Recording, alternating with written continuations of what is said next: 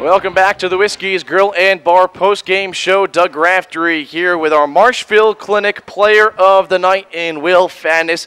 And Will, you're just returning about a week ago from a hamstring injury that you had about a week left in your collegiate season at the University of Milwaukee. You re-aggravated here in Eau Claire on opening night. However, tonight you could say you broke out a little bit. You hit your first home run of the season, a two-run bomb in the bottom of the fourth. And let's start off with that home run. Did you think it was going out? What was going through your mind as that ball was sailing through the air? Well, I wasn't positive as to if it was going out or not. We were taking BP and the ball didn't seem to be flying, so I thought hopefully at least it's a double. Hopefully the guy doesn't catch it, and sure enough, it went over. And Will, you were behind the plate tonight, certainly a hot one. How are you feeling right now? A little exhausted, I'm sure. Yeah, pretty exhausted. Definitely have a sunburned face right now, which didn't help tonight. But I think it actually helped me at the plate. I was thinking more about the heat rather than hitting the ball. So it just came natural. Oh, it couldn't have been too bad. You guys got a 7-3 win. It was your 11th win of the season, and this Eau Claire team trying to get on a roll as you guys start the second half. Now we see you behind the plate completing all 9 innings for the second time at Carson Park here. And is that something, or how's your hamstring feeling? Are you feeling comfortable behind the plate? Is it still difficult to play parts of the game? How's it feeling overall? It's feeling way better than it did before early on in the season. So it's definitely a sign that it's getting a lot stronger than it was. Obviously, my first full game was a 10-inning game, so that kind of just reassured me that, it's at least 90% healed, if not 100%. And Will, you're here in now you could say third season with the Express, about second full season. You're here in 2010 as well. On Saturday, you had the leadoff single and the 7-6 walk-off win to lead off the bottom of the 10th inning. And then here tonight, you finished 2 for 4 with a 2-run homer and a single. Now, how are you feeling overall? And seeing the baseball, has it been difficult to try to get back into the swing of things, or is it just something that kind of comes natural? Well, I've been playing at Carson Park pretty much my whole life, so obviously being here, with the hometown fans, cheering you on, it helps out a lot. But I think on the road, it's still a little bit difficult. Just new ballparks, still trying to see, how the batter's eye is in the outfield, if there is one. But, I definitely feel very comfortable here at Carson Park.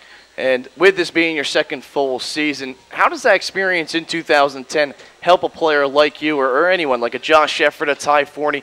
How does that aid you in coming to playing in the Northwoods League again, or does it at all? Yeah, it definitely does. You have to have leadership on a team. I think we have a pretty young team compared to some of the other teams. So having that leadership with guys that have 2 or 3, or even Addison and Schober have at least 1. So having guys that have gone through the season before helps out a lot. Talking guys through the season, making sure that the new guys know that, there's 70-some games in the season, and, you're going to have ups and downs.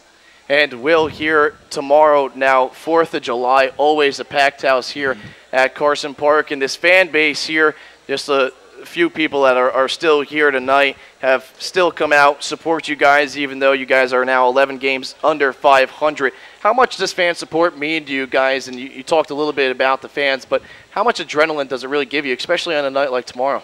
Oh, everybody looks forward to 4th of July. People, the new guys come in and they're already talking about the 4th of July game because, people know how big it is to Eau Claire because it's kind of the place to be in the city. So, it's going to be a lot of fun. The adrenaline's going to be pumping.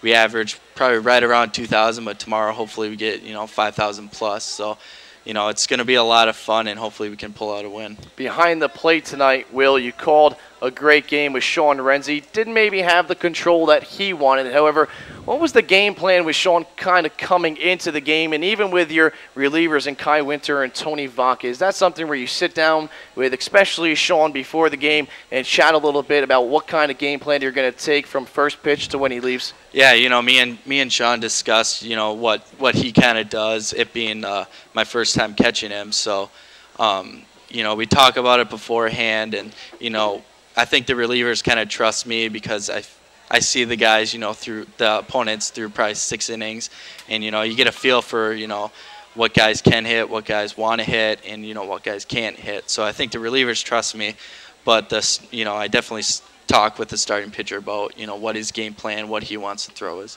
Only 3 hits allowed tonight by Eau Claire pitching. It ties for a season low, you could say. What was the key tonight in order to keep Lakeshore at bay and not have their offense explode tonight, whether it be calling pitches or for Sean Renzi on the mound? I think the biggest part is holding them to only one or 2 runs, and just not letting them get a big inning. We had a 5-run lead at one point. So just the fact that they kept it, at least 3-run lead the whole game, made us feel a lot more comfortable. That was Will Fadness, our Marshfield Clinic Player of the Night here on the Whiskey's Grill and Bar postgame show. Will, I want to thank you here for joining us and see if we can get a 2-game sweep tomorrow. Yeah, let's do it. Thanks, Will.